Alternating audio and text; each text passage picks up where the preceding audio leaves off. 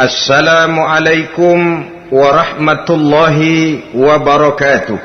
Waalaikumsalam warahmatullahi wabarakatuh. Bismillahirrahmanirrahim. Alhamdulillahi rabbil alamin. Wassalatu wassalamu ala ashrafil anbiya'i wal mursalin, Sayyidina wa maulana Muhammadin wa ala alihi wa ashabihil mujahidin at-tahirin, amma ba'du. Saudara-saudara kaum muslimin rahimakumullah, agama mengajarkan bahwa di dalam melaksanakan segala macam pekerjaan hendaklah dilaksanakan dengan penuh hati-hati dan perhitungan. Dikatakan dalam pepatah, fit ta'annis salamah wa fil ajalatin nadamah. Di dalam keberhati-hatian itu ada keselamatan, dan di dalam sikap tergesa-gesa, di dalam sikap terburu-buru biasanya mengandung penyesalan. Tetapi ada 5 perkara yang malah memang harus dikerjakan secara buru-buru. Apa yang 5 perkara itu? Pertama, mengubur jenazah. Tidak baik kalau jenazah itu disemayamkan sampai 2-3 hari di rumah. Dan yang lebih baik mengubur jenazah itu adalah di tempat di mana dia meninggal. Contohnya adalah baginda Nabi. Beliau kelahiran Mekkah, beliau wafat di Madinah, maka di Madinah itulah beliau dimakamkan dan bukan di kota Mekkah. Karena prinsipnya agama menginginkan kemudahan dan tidak menginginkan kesukaran. Hal kedua yang harus dikerjakan dengan segera ialah mengawinkan anak perempuan. Apabila kita mempunyai anak perempuan, sudah sampai usianya untuk memasuki ambang pintu pernikahan, dan dia sudah minta untuk dinikahkan, maka segeralah orang tua menikahkannya atau mengawinkannya. Sebab biasanya anak perempuan, apalagi di zaman sekarang, kalau tidak segera dikawinkan oleh orang tuanya, dikhawatirkan dia akan kawin sendiri. Dan itu tentu akhirnya akan merepotkan kedua orang tuanya. Hal ketiga yang harus dikerjakan dengan segera dan buru-buru ialah membayar hutang. Apabila kita sudah berhutang kepada seseorang dan sudah ada uang untuk membayarnya, bersegeralah untuk membayar. Sebab kalau ditunda besok, lusa, atau hari minggu depan, dikhawatirkan uangnya akan terpakai untuk kepentingan-kepentingan yang lain, dan hutang akan tetap tinggal hutang, tidak pernah terbayar adanya. Hal keempat yang harus disegerakan ialah menghidangkan makanan untuk orang musafir yang kebetulan menjadi tamu di rumah kita. Dan hal yang kelima yang harus dilakukan dengan buru-buru, dengan segera, bertaubat apabila mengerjakan perbuatan dosa. Hal kelima inilah yang akan kita bicarakan pada pertemuan kita kali ini, yaitu tentang taubat kepada Allah Subhanahu wa ta'ala. Taubat berasal dari kata-kata taba yatubu, yang isim masdarnya adalah taubatan. Artinya sama dengan roja'a yarji'u, ada ya'udu, pulang atau kembali. Bertobat maksudnya kembali dari yang dilarang oleh Allah. Kalau dalam perjalanan hidup ini kita suka menerjang larangan-larangan Allah, melaksanakan apa-apa yang dilarang olehnya, maka taubat artinya meninggalkan larangan-larangan itu dan kembali kepada apa yang diperintah oleh Allah Subhanahu wa ta'ala. Kenapa taubat ini harus disegerakan? Karena makhluk bernama manusia ini sulit melepaskan diri dari dosa dan salah. Nabi bersabda, kullu bani Adam khatta'un wa khairul khatta'ina tawwabun. Setiap anak Adam, yakni setiap manusia, pasti mempunyai dosa dan kesalahan. Dan sebaik-baik orang yang mempunyai dosa dan kesalahan ialah orang yang segera bertaubat. Dengan kata lain, orang yang baik sesungguhnya bukanlah orang yang tidak punya salah, karena tidak ada orangnya yang tidak punya salah. Tetapi orang yang baik adalah orang yang apabila melakukan kesalahan, dia segera sadar, dijadikannya kesalahan itu sebagai pelajaran untuk tidak diulanginya lagi pada masa-masa yang akan datang. Inilah yang digambarkan oleh Allah Subhanahu wa taala dalam surah Ali Imran ayat 135. Walladzina iza fa'alu fahishatan, dan orang-orang yang apabila mereka terjatuh ke dalam perbuatan dosa, au zalamu anfusahum, atau berbuat zalim kepada diri mereka sendiri, zakarullaha fastaghfaru lidzunubihim, mereka segera ingat kepada Allah dan memohon ampun terhadap dosa yang pernah mereka kerjakan. Saudara-saudara kaum muslimin rahimakumullah, sejak awalnya iblis memang sudah memproklamirkan diri di hadapan Allah Subhanahu wa taala. Apa kata iblis? Ya Rabbi wa izzatika la azalu aghwi bani adama ma damat arwahuhum fi ajsadihim. Ya Allah, demi kemuliaan-Mu saya bersumpah, kata iblis, saya akan selalu memperdayakan anak-anak Adam, saya akan selalu menggoda manusia selama ruh mereka masih ada di dalam jasad mereka. Jadi selama ruh masih ada di dalam jasad, selama itulah iblis akan selalu berusaha menggelincirkan manusia untuk jatuh ke tempat-tempat salah dan ke tempat-tempat dosa. Tetapi kemudian Allah juga memberikan jaminan. Allah menjawab proklamasi iblis ini, wa izzati wa jalali ya mal'un la azalu aghfiru lahum mastaghfaru. Demi kehormatanku, demi kemuliaanku, hai mal'un, hai yang terkutuk, hai iblis, kalaupun engkau selalu memperdayakan manusia, kalaupun engkau selalu menipu dan menggoda mereka sepanjang ruh mereka masih ada di dalam jasad, aku akan senantiasa memberikan ampun kepada mereka sepanjang mereka memohonkan ampun kepadaku. Inilah jaminan dari Allah Subhanahu wa ta'ala. Saudara-saudara kaum muslimin rahimakumullah, oleh karenanya apabila kita berbicara tentang taubat, artinya kita berbicara tentang tingkah laku kita dalam kehidupan sehari-hari. Apa yang harus kita lakukan untuk sempurnanya satu taubat? Pertama, menyesal terhadap dosa yang pernah kita lakukan. Kadang-kadang ada juga orang bertaubat, tapi bukan nyesal terhadap dosa yang dia kerjakan, malah puas katanya. Dia ngomong sama teman-temannya, saya dulu zaman muda sudah kenyang judi, kenyang zina, kenyang mabuk-mabukan, sudah puas. Sekarang tinggal benernya saja, saya sudah taubat. Taubatnya sih bagus, tapi puasnya itu yang jelek. Kenapa harus dikatakan puas? Bukan puas, menyesal. Menyesal saya dulu.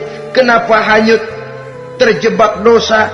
Kenapa tenggelam di meja judi? Kenapa tenggelam di minum-minuman keras? Kenapa hanyut kepada perbuatan munkar dan maksiat? Saya menyesal sekali.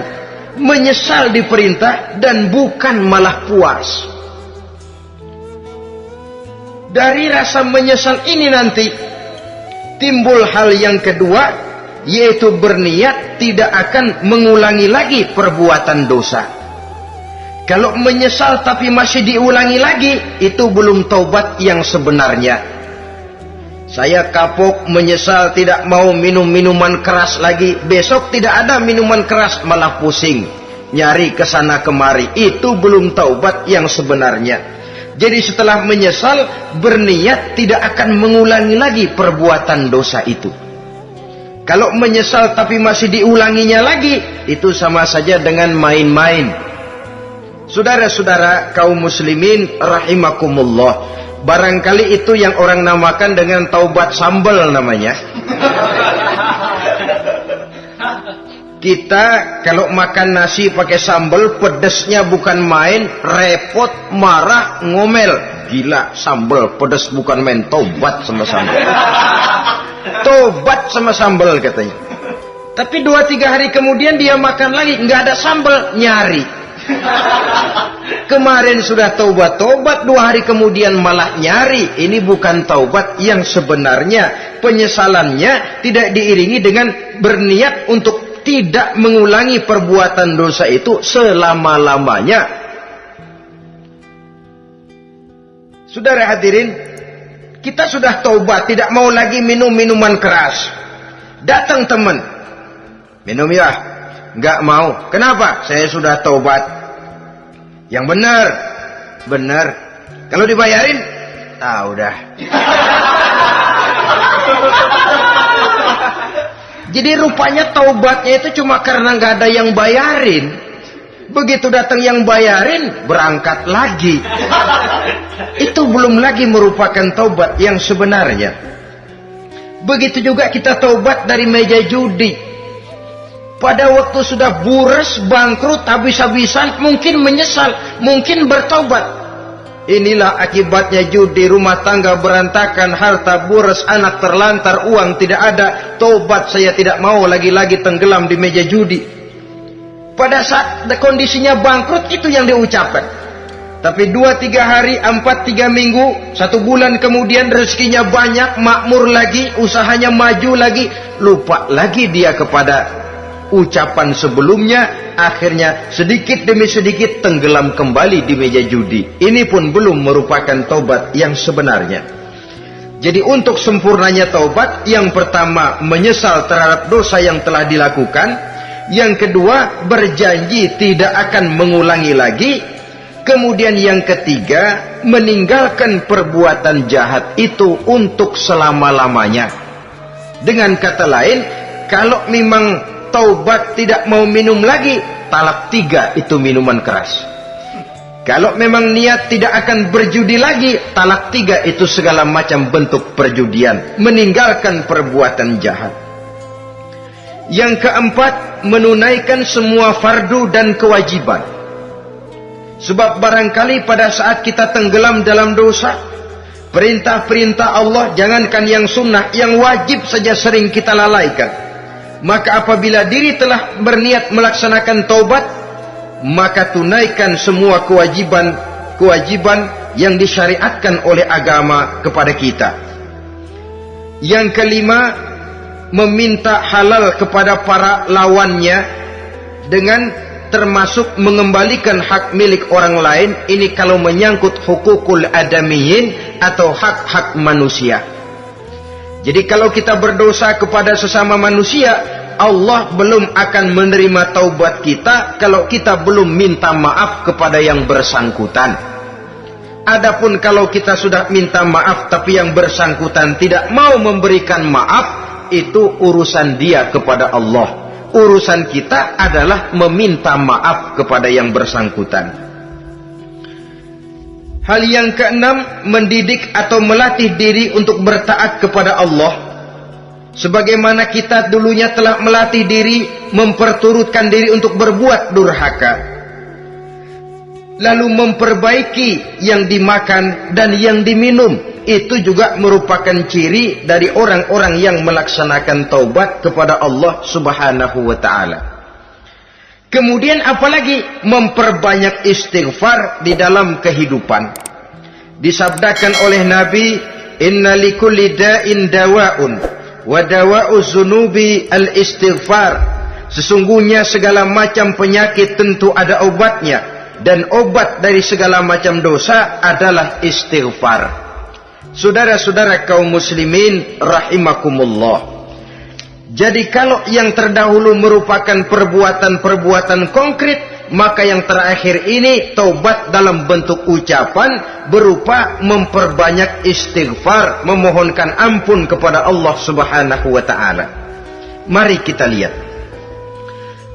Dalam teladan hidup kita, manusia yang hatinya paling bersih, tidak lain adalah Rasulullah sallallahu alaihi wasallam. Beliau sudah mendapat jaminan ampun dari seluruh dosa. Liyaghfir lakallahu ma taqaddama min zambika wa ma ta'akhkhar, kata Allah. Muhammad, dosamu yang dahulu, dosamu yang sekarang, dosamu yang akan datang jikalau memang ada, seluruhnya sudah mendapat jaminan ampun dari Allah. Tetapi coba lihat dari sejarah perjalanan hidup yang mulia ini, sungguh pun beliau sudah nyata-nyata mendapat jaminan ampun dari Allah. Beliau mengatakan, ayyuhan nas, tubu ilallah, fa inni atubu fil yaumi mi'ata marrah. Wahai manusia, bertaubatlah kepada Allah, maka sesungguhnya saya, kata beliau, dalam satu hari bertaubat 100 kali kepada Allah. Dalam riwayat yang lain, 70 marrah, 70 kali beliau mengucapkan istighfar minimalnya dalam sehari semalam. Orang yang sudah nyata-nyata mendapat jaminan ampun dari Allah ini, satu hari satu malam istighfarnya minimal 70 kali. Apatah lagi kita yang nyata-nyata belum mendapat jaminan ampun dari Allah. Di dalam satu hadis diriwayatkan bahwa iblis laknatullah alaih pernah berkata, ahlaktun nasa bizzunubi wal ma'asi. Aku rusak dan aku hancurkan kehidupan manusia dengan dosa dan dengan segala macam perbuatan maksiat. Iblis menghancurkan manusia dengan menanamkan kegemaran berbuat dosa dan menanamkan kesukaan untuk bergelimang dalam dunia maksiat. Tetapi kemudian iblis mengakui, wa ahlakuni bila ilaha illallah wal istighfar. Tetapi kemudian terbalik, manusia menghancurkan aku dengan kalimat la ilaha illallah dan dengan istighfar, yakni mengucapkan astaghfirullahal azim. Inilah senjata pemungkas menghadapi upaya iblis untuk menghancurkan manusia. Kalau iblis menghancurkan manusia dengan perbuatan dosa, dengan menenggelamkan manusia ke dalam perbuatan-perbuatan maksiat, hendaknya kita sadar. Pada saat kita terdorong untuk melakukan perbuatan dosa, kita lalu sadar inilah perangkap iblis untuk membinasakan saya. Pada saat kita terjebak ke dalam perbuatan maksiat dan munkarat, ingatlah baik-baik, inilah perangkap iblis untuk merusak dan membinasakan saya. Maka hancurkan perangkap iblis, hancurkan tipu daya dan usaha iblis itu dengan apa? Dengan kalimat la ilaha illallah dan dengan memperbanyak istighfar. Falamma ra'aitu dzalik, ketika aku lihat hal itu, kata iblis, mereka hancurkan kita dengan dosa dan maksiat, dan kita hancurkan mereka dengan la ilaha illallah dan istighfar. Diamkah iblis? Puaskah iblis? Ternyata tidak.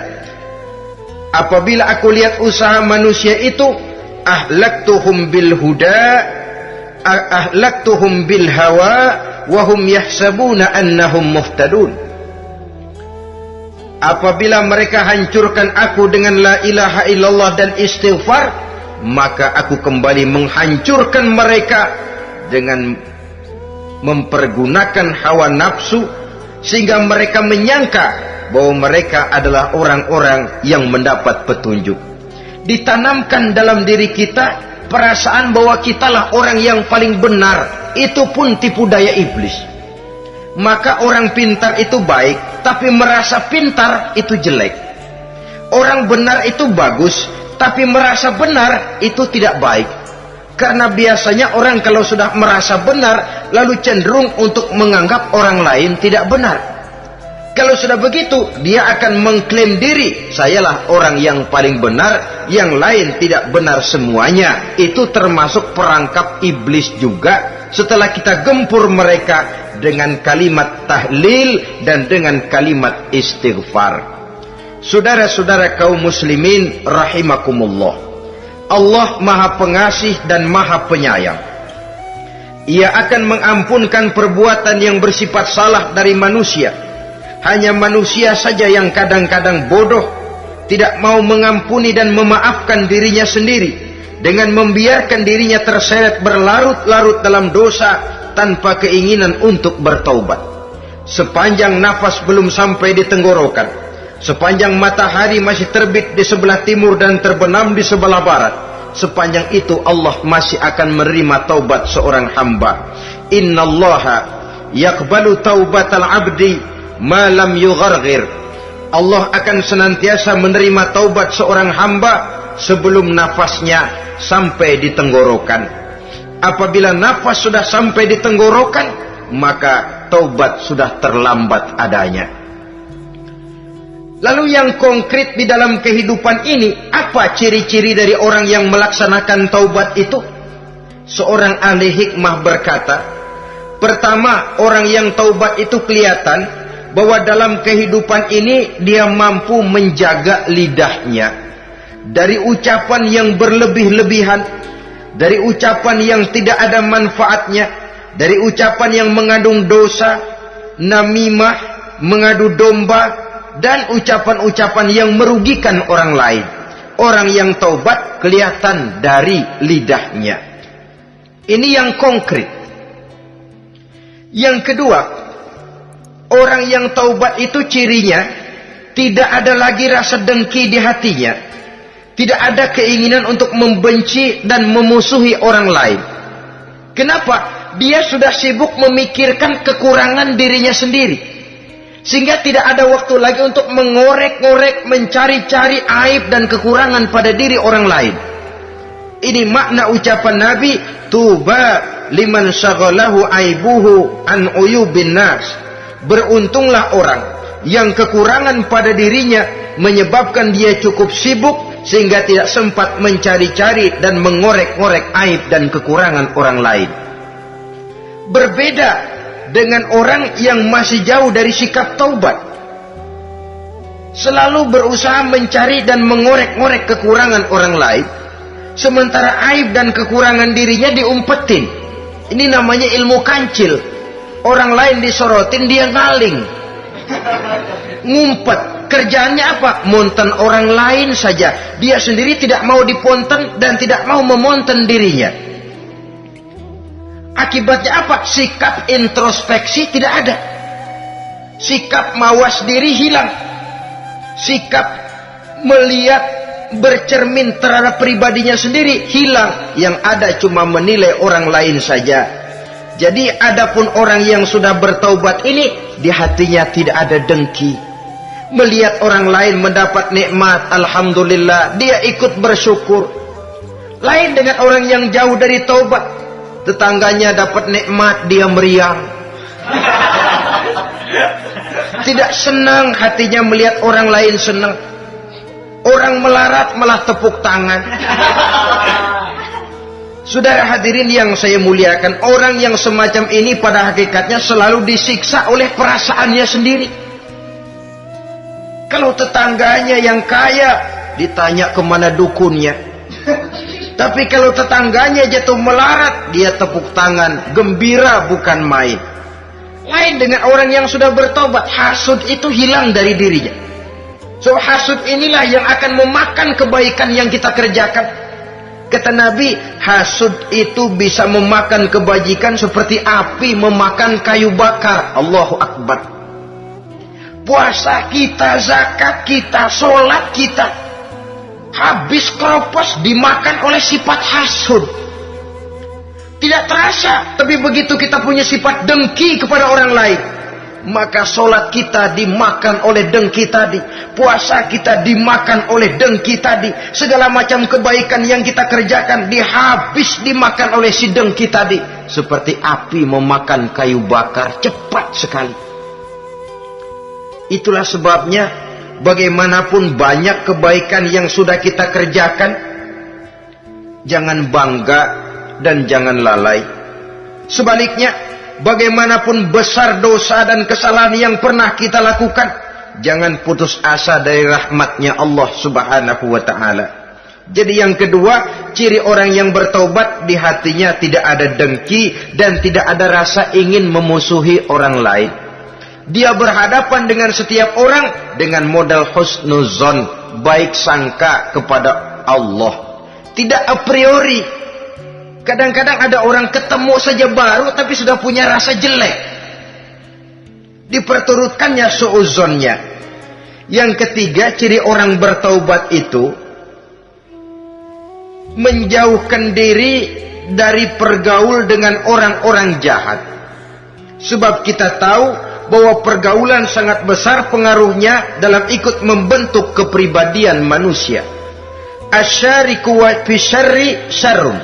Bersekutu dengan kejahatan biasanya ikut jadi jahat. Walaupun secara langsung tidak melakukan kejahatan, tapi sudah termasuk dalam jamaah yang jahat juga namanya. Saudara-saudara kaum muslimin, bukan berarti orang yang taubat lalu tidak mau bergaul itu juga mencerminkan keangkuhan diri. Bergaul dia bergaul, tetapi kepada orang-orang yang jahat ia sekedar menghindarkan diri pergaulannya itu dari kejahatan yang bisa ditimbulkan oleh orang-orang jahat tadi. Ciri yang keempat dari orang yang bertaubat, dia mempersiapkan diri untuk menghadapi mati. Mempersiapkan diri. Sebagaimana kita tahu, kalau kita akan pergi ke luar kota, tentu kita membawa bekal. Makin jauh perjalanan, makin banyak bekal yang harus kita bawa. Hidup ini adalah perjalanan panjang yang kita juga memerlukan bekal dalam kehidupan. Orang yang bertobat, orang yang mempersiapkan diri untuk menghadapi maut dan menghadapi hari-hari sesudah maut itu datang. Menghadapi kehidupan di alam barzakh, menghadapi kehidupan di alam akhirat dan selanjutnya. Dia mempunyai persiapan sehingga kapan maut datang dia sudah punya persiapan lebih dahulu.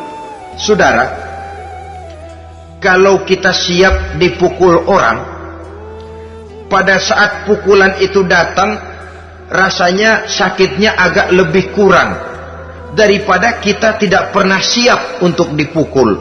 Walaupun bobot pukulannya sama, tapi kita akan lebih punya daya tahan kalau kita sudah siap.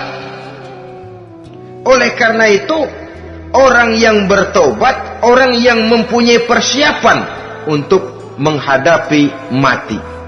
Tidak hanya untuk menghadapi mati, tapi juga menghadapi hidup di seberang kematian nanti.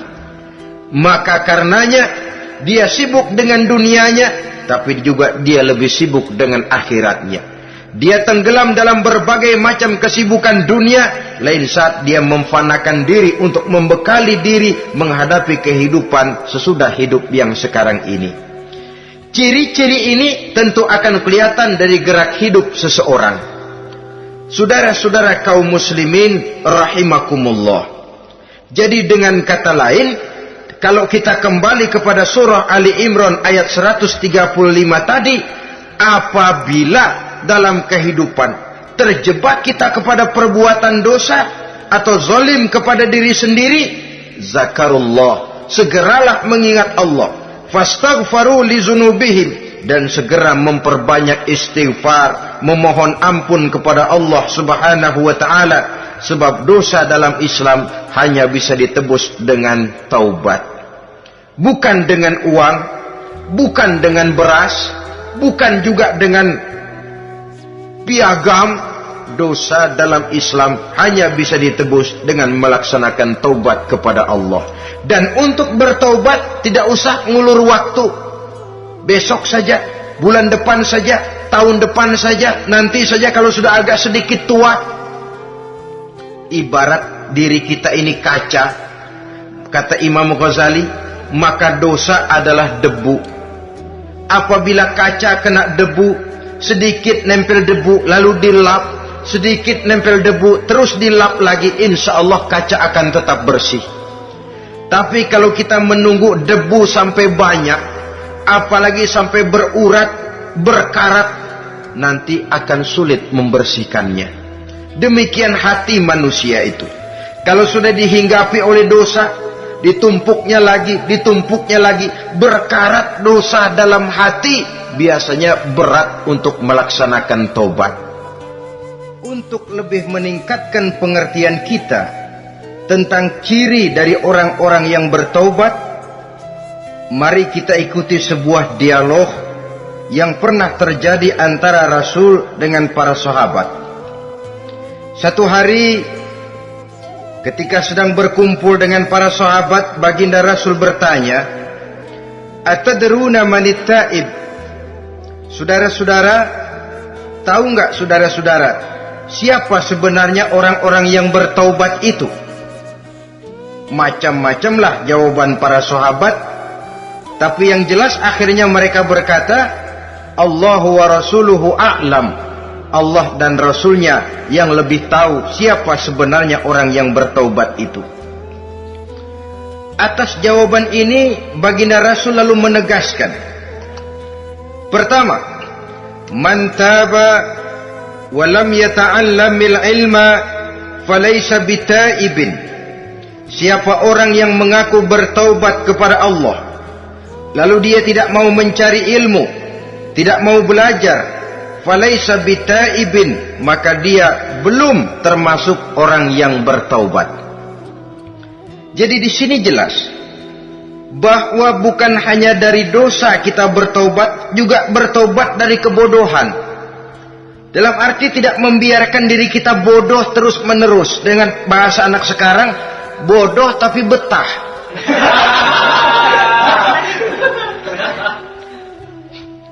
Orang yang mengaku bertaubat tapi tidak menggali ilmu, tidak mau belajar, tidak mau mencari ilmu, tidak hadir di mana majelis taklim, belum dianggap taubat yang sebenarnya.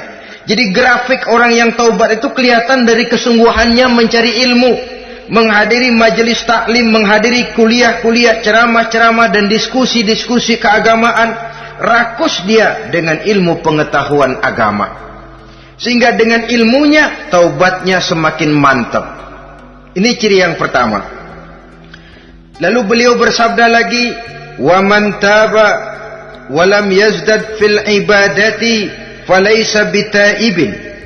Barang siapa yang mengaku bertaubat tapi ibadahnya tidak tambah-tambah, maka dia belum termasuk orang yang taubat.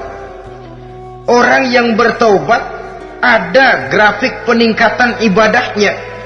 Jadi kalau mulutnya taubat, minta ampun, tapi ibadahnya gitu-gitu aja, belum merupakan taubat yang sebenarnya. Jadi pada saat dia melaksanakan taubat, memproklamirkan diri untuk kembali ke jalan Allah, nilai ibadahnya meningkat.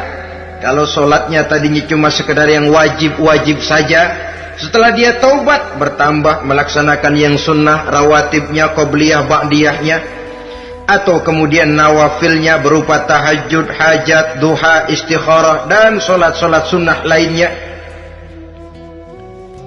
Jadi kelihatan dari peningkatan ibadahnya. Ini ciri yang kedua. Yang ketiga kata Nabi lagi, wa man taba wa lam yardal khusama falaysa bitaibin. Barang siapa yang mengaku bertaubat kepada Allah tapi dia tidak bisa meridhoi musuh-musuhnya, maka belum lagi dia dianggap orang yang bertaubat. Meridhoi, memaafkan musuh. Saudara, memberi maaf itu lebih sulit daripada minta maaf. Tapi memberi maaf lebih mulia daripada minta maaf. Minta maaf gampang, memberi maaf yang sulit. Karena itu orang yang memberi maaf menunjukkan jiwa yang lebih luhur daripada orang yang minta maaf. Sebab apa? Posisi orang yang memberi maaf kan posisi orang yang menang. Biasanya dalam posisi menang orang gampang congkak dan sombong. Orang datang minta maaf kepada kita, lalu timbul keseganan. Iya, minta maaf sih gampang. Memberi maaf itu yang sulit, tapi itu yang sangat dianjurkan, dan itu merupakan ciri dari orang-orang yang bertaubat. Lalu apalagi? Wa man taba wa lam yughayyir libasahu wa zinatahu falaysa bitaibin. Barang siapa yang mengaku bertaubat tetapi pakaian dan perhiasannya tidak berubah, maka dia belum lagi dianggap bertaubat. Orang bilang pakaian memang kulit, yang penting isi. Tetapi bagaimanapun kulit mencerminkan isi. Dari pakaian kita bisa mengkaji kepribadian seseorang. Saya berpendapat bahwa pakaian penting, kulit juga penting.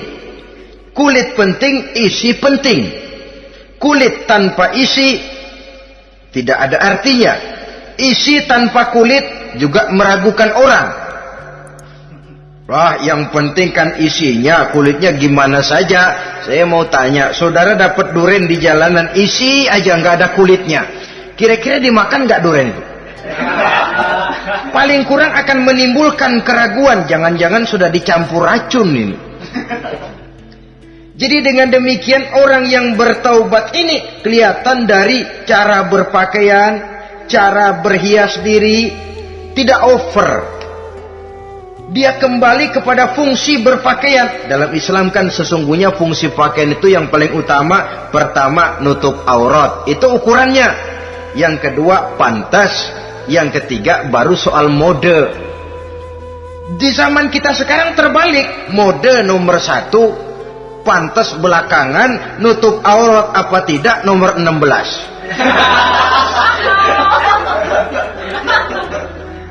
Kalau sudah mode, kita kekira kekurangan pertimbangan. Ini buat saya pantas apa tidak, ini menutup aurat apa tidak. Kita balik. Padahal fungsi berpakaian dalam Islam tujuan utamanya pertama nutup aurat. Biar modenya mutaakhir ciptaan Pierre Cardin sekalipun, kalau memang tidak nutup aurat, ya hukumnya masih belum berpakaian. Atau juga ukuran yang kedua, pantas. Yang orang lain pantas kita pakai, belum tentu kita pantas. Kita kadang-kadang kehilangan pertimbangan. Lihat iklan bintang film memakai pakaian yang begini bagus, lalu kita pakai saja. Ya tentu namanya bintang film. Kadang-kadang pakaian untuk show dipakai buat kondangan. Akhirnya habis sekampung orang nonton dia. Ya nggak pantas toh, nggak wajar. Saudara hadirin yang saya muliakan, orang yang bertobat kelihatan dari pakaian dan perhiasannya. Kalau sudah memakai perhiasan, ya sekedarnya saja. Tidak lalu dengan niat supaya orang tonton, supaya orang lihat, supaya orang tahu dia kaya, supaya timbul decak kagum. Asal dia lihat orang lalu wah. Kalau sudah diwahi lalu senang. Saudara hadirin yang saya muliakan. Kemudian kata Nabi lagi, wa man taba wa lam yubaddil ashabahu falaysa bitaibin. Siapa yang mengaku bertaubat tapi pergaulannya dari itu ke itu saja, seperti itu juga tidak mengalami perubahan, maka dia belum lagi dianggap bertaubat. Kalau taubat kita dari judi, jangan bergaul lagi dengan penjudi. Dalam arti jangan berkumpul di majelis judi. Ah, saya sih udah tobat nggak main judi, tapi ngumpulnya di situ terus. Ya bagaimana? Pada akhirnya toh akan terseret juga.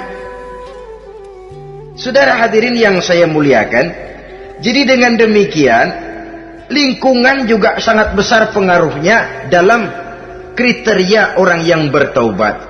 Selanjutnya Nabi bersabda, "Wa man taba walam yughayyir khuluquhu falaysa bitaibin."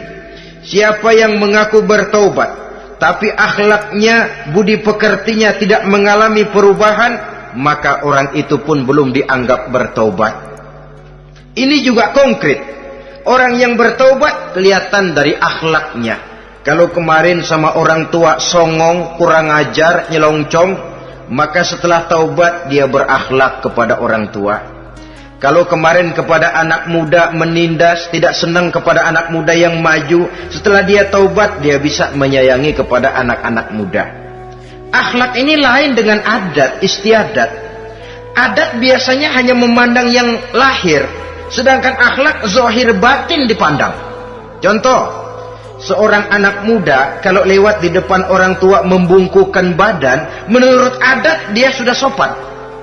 Tapi menurut akhlak belum tentu berakhlak. Tergantung kepada niatnya apa membungkukin badan. Permisi apa nginap. Kan mungkin saja orang membungkukan badan lewat di depan aki-aki karena menghina sebab aki-aki itu badannya udah bungkuk. Jadi gerakan zohir yang baik yang diiringi dengan niat yang baik, itulah cerminan daripada akhlak. Kalau adat terlepas dari soal niat. Asal zohirnya sudah oke, menurut adat, oke dia beradat. Niatnya apa? Adat tidak pernah menilai. Maka orang yang bertaubat pun kelihatan dari akhlaknya. Dan akhlak itu adalah keseluruhan tingkah hidup manusia. Cara berjalan ada akhlak, cara makan ada akhlak, cara duduk ada akhlak, cara tidur ada akhlak.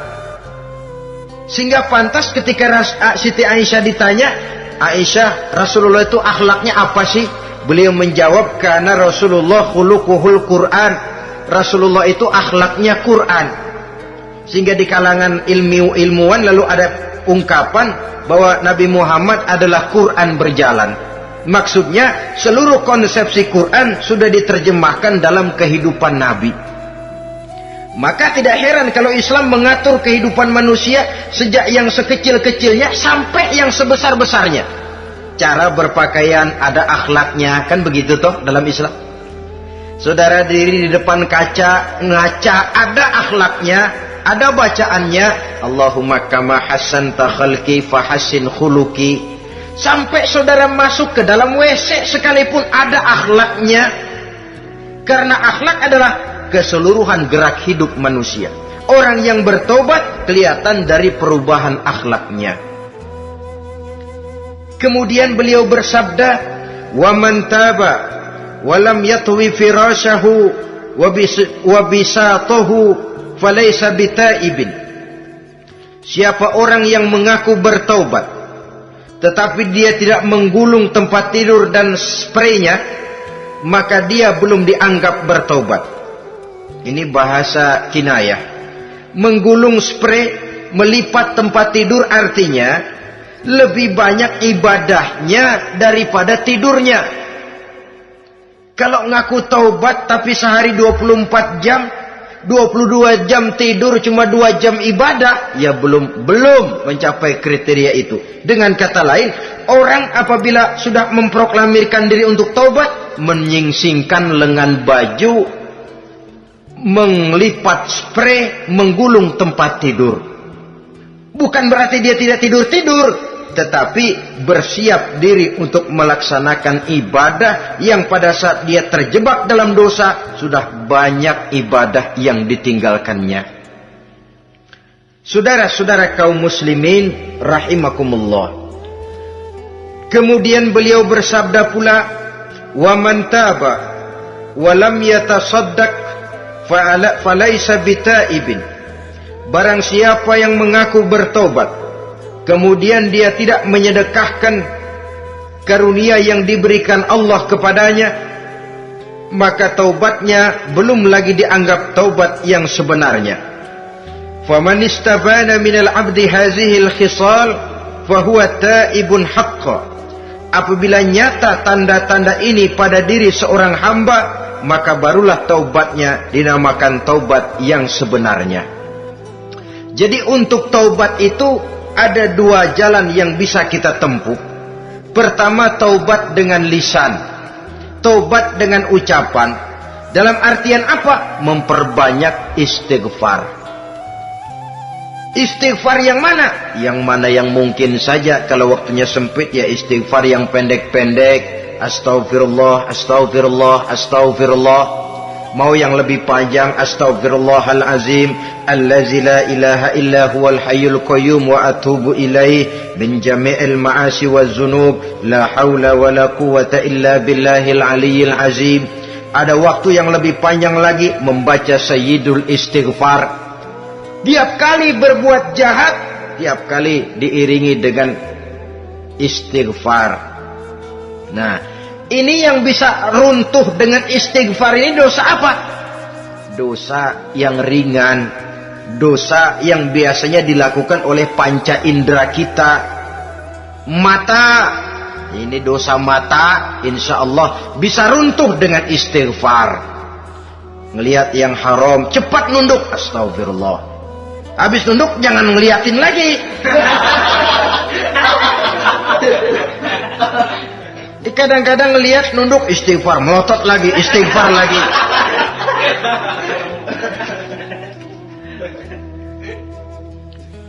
Saudara hadirin yang saya muliakan, kata Imam Ali, nazratul ula laka wasaniyatu alaika. Ini dalam menjaga mata.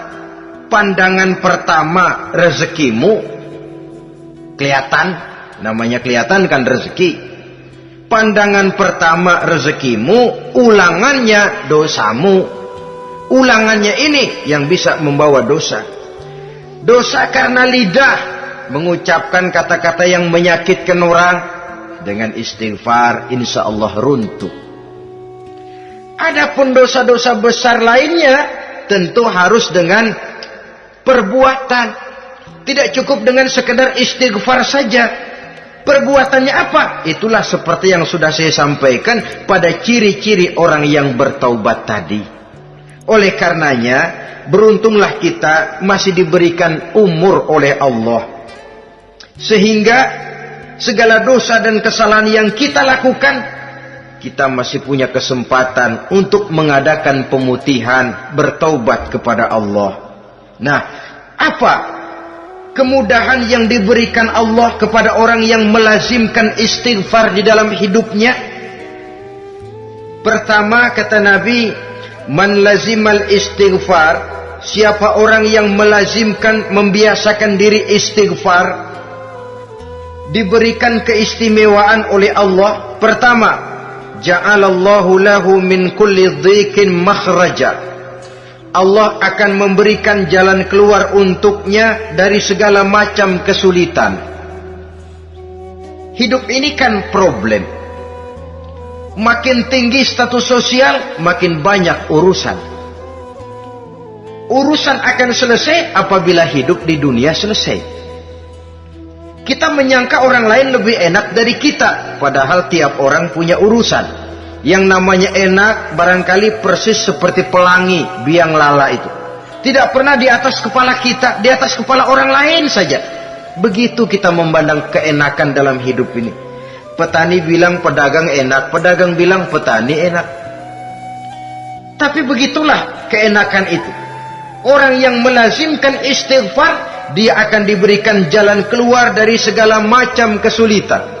Menurut perhitungan otak, didlek, buntu, tidak sanggup lagi, entah bisa terwujud dan terlaksana. Allah memberikan jalan keluar dari segala kesulitan. Saudara, kalau Allah sudah memberikan jalan keluar dari kesulitan, siapa lagi yang bisa bikin sulit kita? Kalau Allah yang memberikan jalan keluar, everything is running well, katanya. Semua urusan bisa jalan dengan lancar. Tapi tanpa istighfar, jauh kita dari Allah. Jalan yang sudah lapang pun bisa jadi sempit. Urusan yang sudah nyata akan selesai pun bisa jadi injelimet. Dan jalan yang tadinya tidak berliku-liku pun bisa berliku-liku. Ini faktor yang di luar perhitungan matematis. Kita tidak mampu, Allah maha mampu. Menurut akal kita tidak mungkin. Kalau Allah mau, tidak ada yang tidak mungkin. Saudara-saudara, ini fasilitas pertama. Orang yang gemar istighfar diberikan jalan keluar dari segala macam kesulitan. Yang kedua, wa min kulli hammin faraja, diberikan kegembiraan dari setiap kesusahan yang dihadapinya. Ada saja faktor-faktor yang mendatangkan kegembiraan, yang mendatangkan refreshing di dalam kehidupannya, sehingga dia tidak lalu merasa jalannya buntu, tidak merasa kesulitannya tidak pernah terselesaikan. Dan yang ketiga, fasilitas yang diberikan Allah kepada orang yang gemar istighfar, wa razaqahu min haitsu la yahtasib. Allah akan memberikan kepada mereka rizki dari jalan yang tidak pernah mereka sangka-sangka. dari jalan yang tidak pernah mereka perkirakan sebelumnya. Saudara-saudara kaum muslimin rahimakumullah, inilah fasilitas ketiga yang diberikan Allah kepada orang yang gemar istighfar. Rizkinya datang dari jalan yang tidak disangka-sangka. Sebab rizki ini juga termasuk hal gaib. Dan jangan lupa, ar-rizku bimakna al-ata hissiyan kana au ma'nawiyan. Rizki adalah pemberian, baik yang konkret maupun yang abstrak. Kita sering membatasi pengertian rezeki, maka rezeki kita jadi sering terbatas. Menurut kita kan yang namanya rezeki cuman duit saja. Kalau bukan duit bukan rezeki. Padahal semua karunia Allah itu rezeki.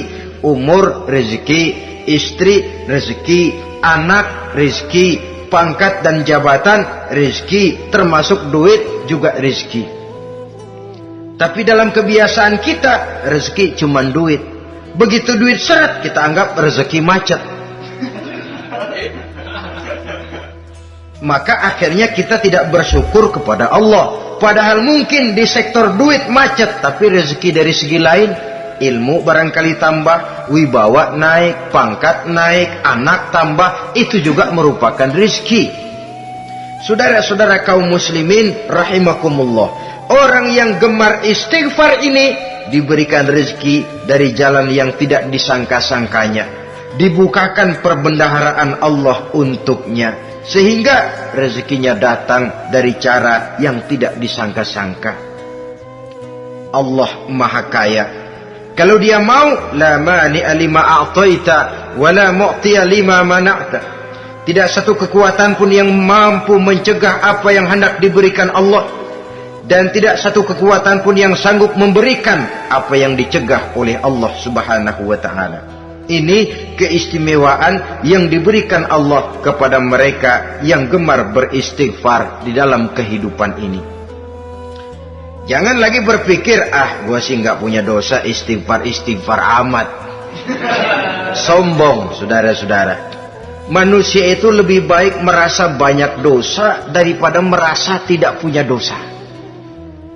Tanda orang bahagia, kata Nabi, 4. Pertama, orang yang selalu ingat kepada kesalahan yang pernah dia lakukan. Itu orang bahagia. Selalu ingat kepada kesalahan yang pernah dilakukannya. Sehingga pada saat akan melakukan kesalahan yang baru, dia mikir-mikir, dosa gue yang kemarin udah 3 keranjang, nih nambah lagi. Ingatannya terhadap kesalahan yang lalu akan merupakan langkah preventif yang mencegah dirinya untuk tidak menambah kesalahannya. Orang bahagia, orang yang selalu ingat kesalahan yang pernah dia lakukan, terbayang di pelupuk mata, bukan ngumpet-ngumpetin dosa. Sebab apa yang mau kita umpetin di hadapan Allah? Yang kedua, tanda orang bahagia itu orang yang selalu melupakan kebaikannya. Kalau dia berbuat baik, dia lupakan. Dia anggap dirinya belum pernah berbuat baik. Sehingga di mana ada kebaikan, dia tidak bisa ikut. Dia merasa sangat rugi. Sebab dia anggap dirinya belum pernah berbuat baik. Yang ketiga, tanda orang bahagia, dalam urusan dunia, dia lihat ke bawah. Sehingga timbul rasa syukurnya. Bahwa kalau dia sengsara masih banyak yang lebih sengsara dari dia. Bahwa kalau dia miskin masih jauh lebih banyak yang miskin dari dia. Bahwa kalau dia menemui kesulitan masih banyak yang jauh lebih sulit dari dia. Dengan cara itu jiwanya akan lapang, hidupnya akan tenang, dan dia tidak pernah ingkar kepada nikmat yang diberikan Allah. Sebaliknya yang keempat, tanda orang bahagia itu dalam urusan akhirat dia lihat ke atas. Dunia, lihat yang bawah. Akhirat, lihat yang atas. Kalau dia bisa sholat, kenapa saya tidak? Kalau dia sanggup puasa, kenapa saya tidak? Kalau dia bisa baca Quran, kenapa saya tidak? Timbul panas, nyontoh ibadah mendatangkan kebahagiaan. Rakus ibadah malah dianjurkan. Rakus dunia malah tercela. Nah, lawanannya orang celaka, saudara-saudara. Orang celaka juga tandanya 4 lawanan yang tadi itu. Pertama, orang yang selalu melupakan kesalahannya. Kalau berbuat dosa lupa, sok bersih. Alah, dosa gue mah dikit. Saudara hadirin yang saya muliakan, orang yang selalu melupakan kesalahan, menganggap dirinya bersih, akhirnya kalau ingin berbuat dosa nggak mikir-mikir, tidak ada lagi yang ditimbang-timbang. Selanjutnya, yang kedua, orang celaka itu orang yang selalu mengingat kebaikannya. Akhirnya apa? Timbul sifat nepuk dada, membanggakan jasa, lahirlah pahlawan-pahlawan kesiangan. Selalu membanggakan diri, nepuk dada. Kalau enggak saya, kalau enggak saya. Itu masjid, kalau enggak saya. Itu pesantren, kalau enggak saya. Itu umat, kalau enggak saya. Kalau enggak saya. Memangnya kalau enggak sampean kenapa? Orang yang celaka adalah orang yang selalu menghitung-hitung kebaikan yang pernah dikerjakannya. Keikhlasannya kurang, makin dia hitung, makin kurang nilai pahalanya. Makanya kalau berbuat baik, ya anggap saja buang sampah, gak usah ditengok-tengok, gak usah diingat-ingat, dan gak usah mengharap orang yang kita tempat berbuat baik akan membalas kebaikan. Saudara hadirin yang saya muliakan, yang ketiga, tanda orang celaka dalam urusan dunia, ngelihatnya ke atas. Panasnya timbul, syirik dan dengkinya naik, rakusnya jadi.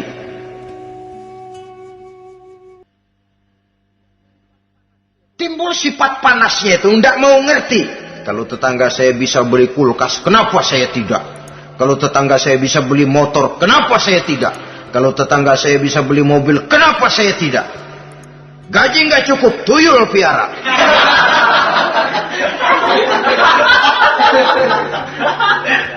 Orang itu kalau sudah didorong oleh rakus kan bisa jadi menghalalkan segala macam cara untuk mencapai tujuan. Dibakar oleh sifat tamak dan rakus bin serakah. Nah, kalau sudah didorong oleh rasa rakus, yang segera tersingkir pertama rasa malu. Orang kalau sudah rakus nggak ada malunya, rasa malunya hilang.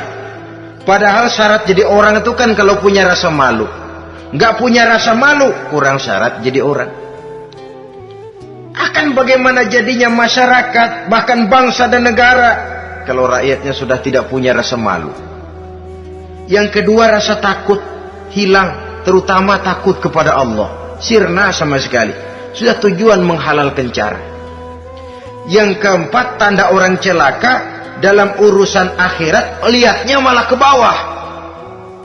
Kenapa kamu enggak sholat? Itu bapak anu yang tuaan, enggak, saya enggak lagi. Kenapa ngelihatnya mesti kepada yang begitu? Sehingga lalu tidak ada gairah untuk mencontoh. Saudara-saudara kaum muslimin rahimakumullah, walaupun serba singkat oleh karena terbatasnya ruang pembicaraan ini, mudah-mudahan bisa memberikan gambaran sepintas tentang ciri-ciri orang yang bertaubat. Dengan harapan, marilah kita menjadi orang yang bertaubat sebenarnya, dengan ciri menyesal terhadap dosa yang pernah kita lakukan, meninggalkan perbuatan jahat, dan berjanji tidak akan mengulangi lagi perbuatan jahat itu. Kalau dia menyangkut hak-hak manusia, maka hak itu harus kita kembalikan, dan kepada yang bersangkutan kita harus meminta maaf. Apabila ditambah dengan kegiatan lisan, memperbanyak istighfar dalam kesempatan yang mungkin di sepanjang perjalanan hidup ini. Ini sajalah yang kita bicarakan pada pertemuan kali ini. Terima kasih atas segala perhatian. Mohon maaf atas segala kekurangan. Usikum wa nafsi bitaqwallah. Wassalamualaikum warahmatullahi wabarakatuh. Waalaikumsalam warahmatullahi